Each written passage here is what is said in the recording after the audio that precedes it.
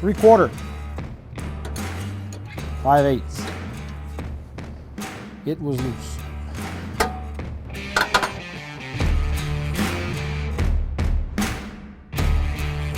One and 1/16.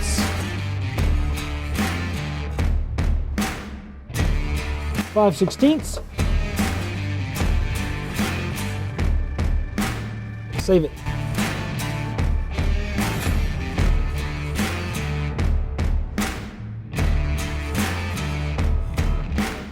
Save it.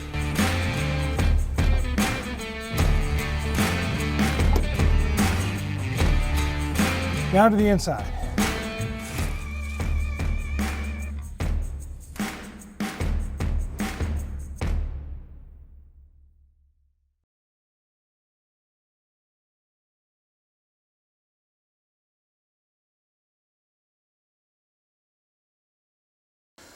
All right, so we need a heater box in our 63 hardtop Galaxie.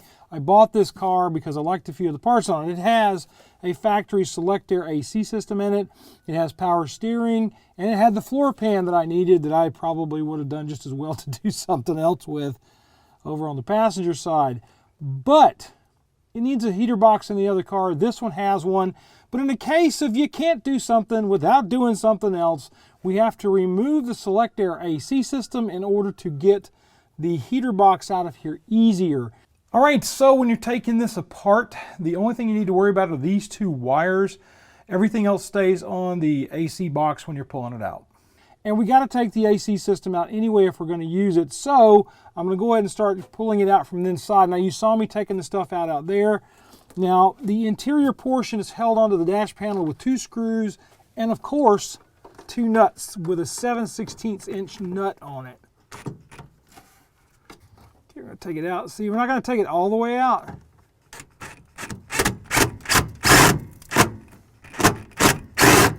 Right there should be good enough.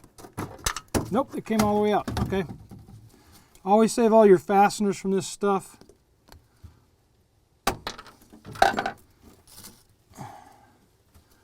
I'll put all this back together. I am not going to undo the other side yet because I still have one other thing that needs to be done under the dash panel. Set that right there. I'm going to grab my pocket knife. On the Galaxies, these things drain dead center on the top of the tunnel. It's a very short hose. It looks like it's basically just heater hose.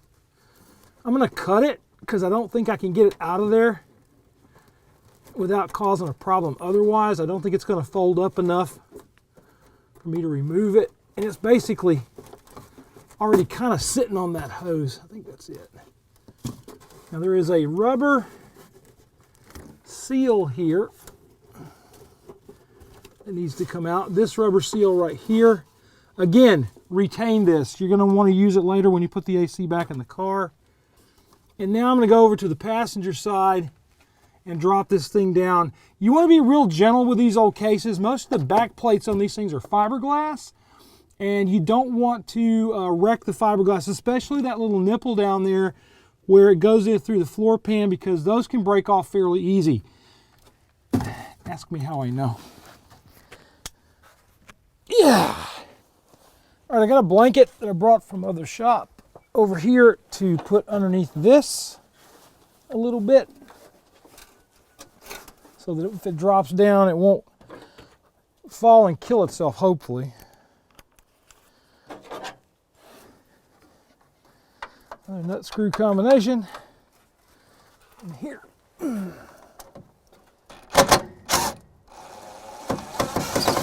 In all honesty, I did put some penetrating oil in here as well, so that probably helped us some with the GoPro. Hi, GoPro.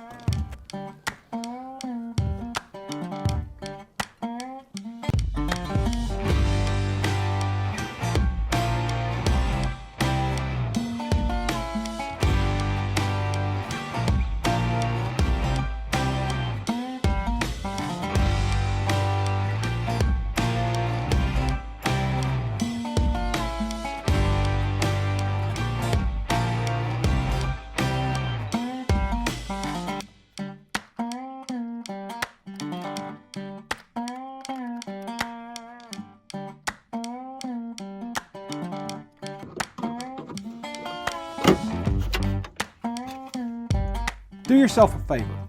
Don't grab a pair of wire cutters like I did to take these caps off. Just get the vice grips and be done with it.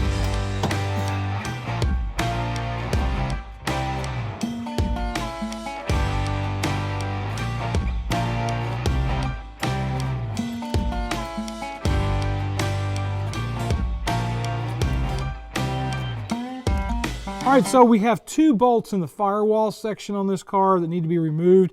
The arrows I'm pointing at them with show you where those 2 bolts are.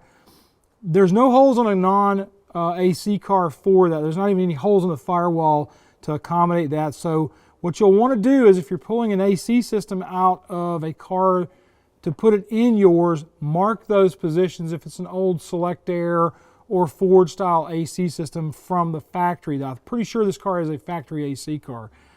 Mark those positions on the firewall because it'll make your life a lot easier when you're trying to put everything back together. And that's exactly what we're going to do later on after we pull out our heater system. So 7/16. And it is a speed nut, which I'm not crazy about these things because they can strip out in a heartbeat.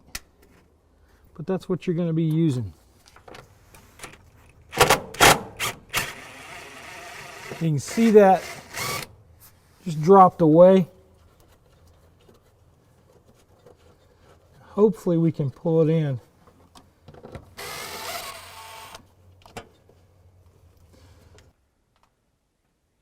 All right, now when Ford originally did these, they would pass the hoses through, mounted on the AC unit, I think, into the engine bay through this port here, and that would kind of give them some kind of guidance on putting everything up into place.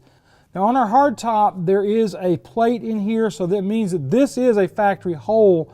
The other stuff on the firewall here is all done at the factory, I'm guessing, but after the car's been assembled.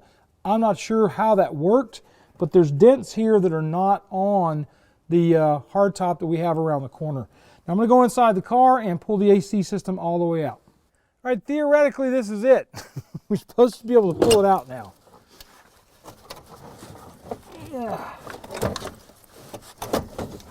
A little worried because it's pretty big and bulky. And I don't want to break that nipple off. It's like it's catching on something. Yep, let's catch on that bolt.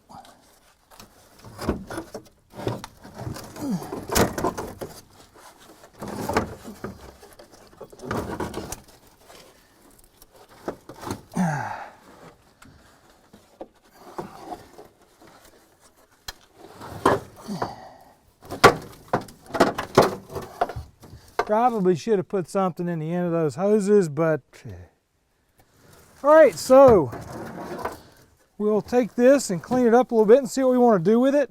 All right, in order to keep my costs down on this, if I'm going to be using the AC system, I'm probably going to go in and I might get my friend Larry to do some chrome paint on this. The stuff is about 95% of chrome, but it'll be better than all this pitting and stuff we see on here right now.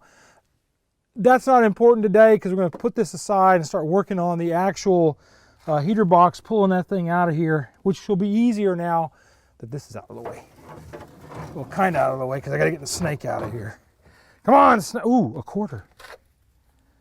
Wonder what year it is. We'll find out later. I'm just going to sit it there for now. Eek! Ook! Book. Whee! All right, now the next act here is to go in and take the heater hoses loose. I'm just going to take the ideal clamps that they put on here off, and move them out of the way, and then cut the hose so that I can access this. You can't leave the hose on here even if you just cut it off, because if you do, it's not going to go through that hole as well. So get both of these undone. I've got that one undone. I'm going to move them out of the way. Take out my old man pocket knife.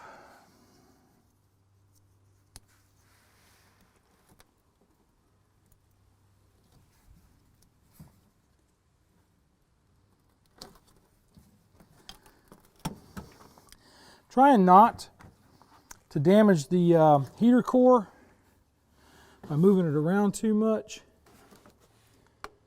I'm trying to cut these heater hoses and not, oh great, there's actually real coolant in there, and we didn't put coolant in it when we did it the other day.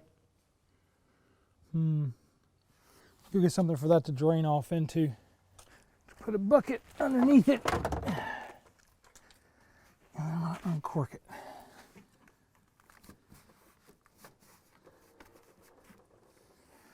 That tells you that this car was being driven before the tree hit it. I'm going to pierce the hose so it drains out. It doesn't gush.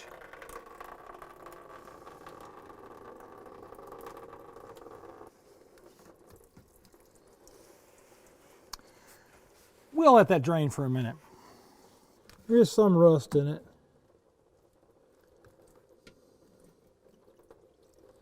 That heater core looks pretty good. All right, I'm going to go and find some stuff to plug that up with, and then we will start working on the bolts here on the firewall, well, the nuts on the outside of the firewall. That should allow us to drop that heater box down inside the cab. These you can get. They're available in the aftermarket. Autocrafters carries these little boxes, and that's basically just so that you can keep air out of the interior. You can see that there's a pretty big hole here for the pass-through on the heater core.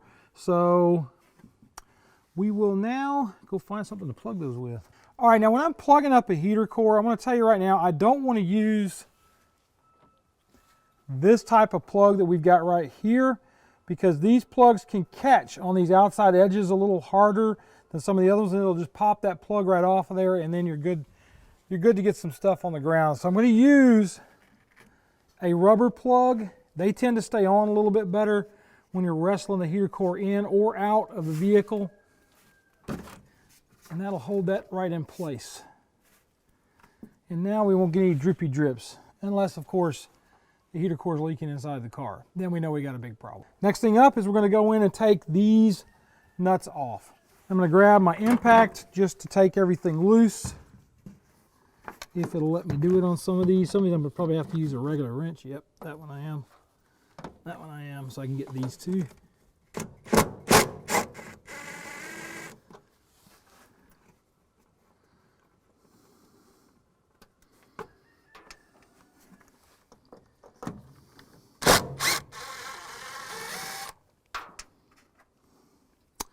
And I'm going to have to go get a quarter drive to take these off because of their position. You can't get to them for the fender well and the valve cover. All right, I got my quarter drive.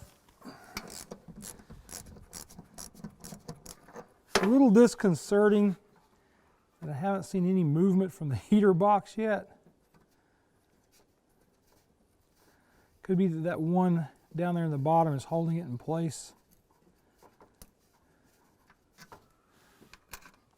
If you get where the rubber piece here on the inside sticks to the shaft of the bolt, you'll want to take that off. If you don't, it will cause you some issues possibly. I'm going to start this one back on here just barely to hold it in case it does slip.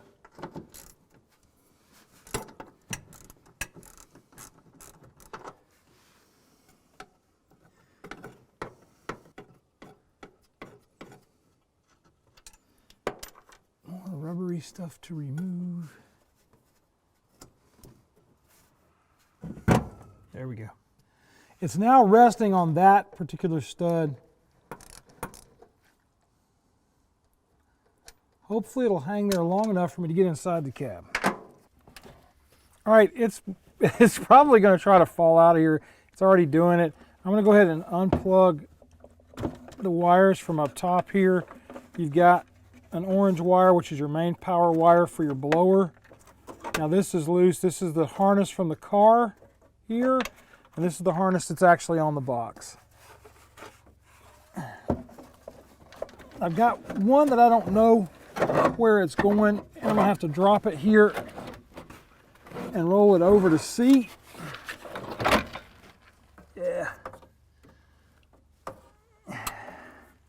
Your fresh air wire comes all the way down here into the bottom of the case, and this flaps back and forth to control that.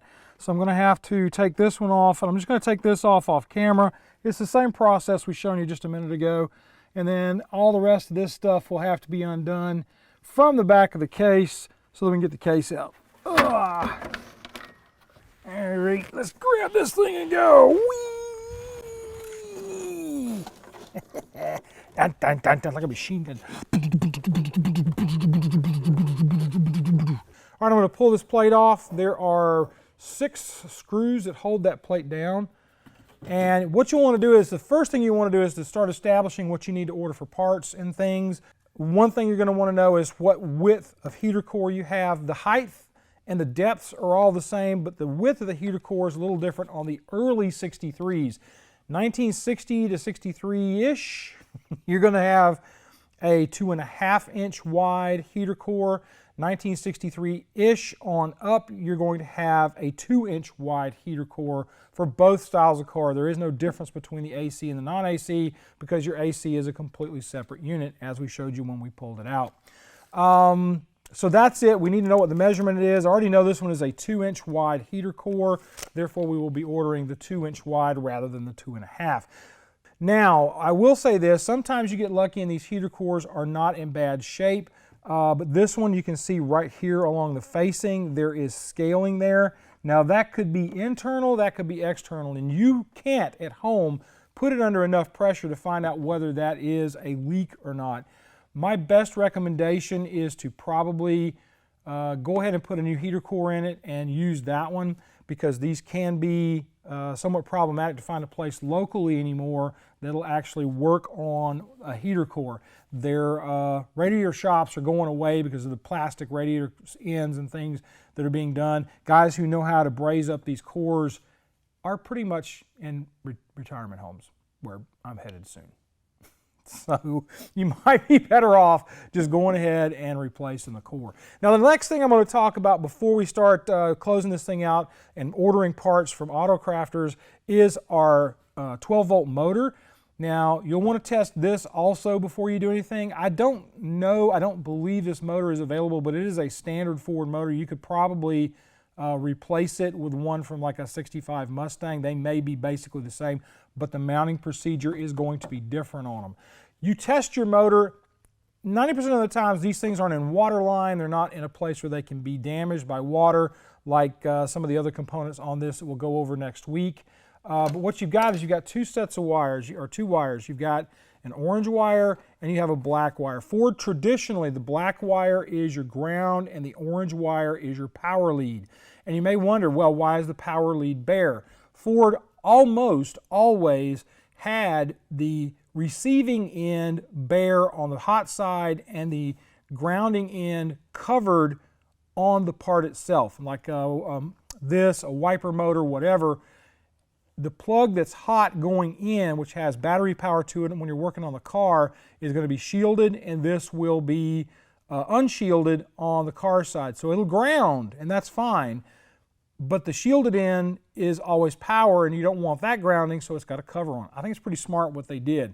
So in order to test this, you'll want to get yourself a 12-volt battery and some alligator clips like the ones I've got here.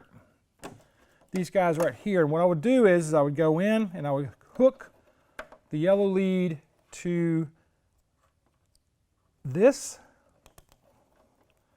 and then I would stick the black lead in here like so, and then I will go over and find myself a 12-volt battery. If you've got a lawnmower, honestly, just drag the piece over to the lawnmower and hook it up to the battery on the lawnmower, and you can test the motor. You'll want to just tap this end, the ground end, to the actual battery on the mower. You don't want to use the leads that are here, the ones that are coming off the motor, and use those to ground out to the battery, because you can damage the button on this end, and that's not good because these are specific sizes for Ford. The buttons that you can buy at the auto parts store, electrical stuff, not the same size.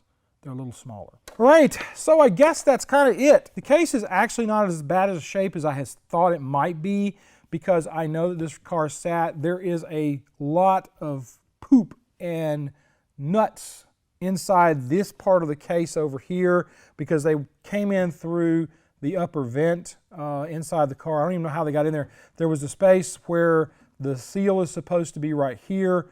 That was gone on this car, so they were probably coming in that way. They're getting on top of the motor and then going down in here, and they were using this as their living quarters and toilet. Dad always told me not to poop where you live, other than in the toilet, and apparently the rodents weren't paying attention to Dad's advice. So there you go.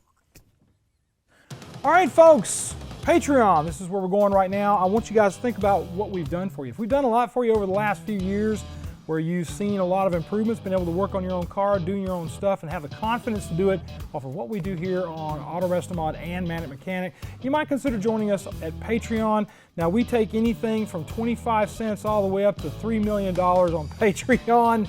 I don't know that we can actually take $3 million. That's kind of more of a joke. But we do have levels. We have basic levels up to $10, $20, and on up from there.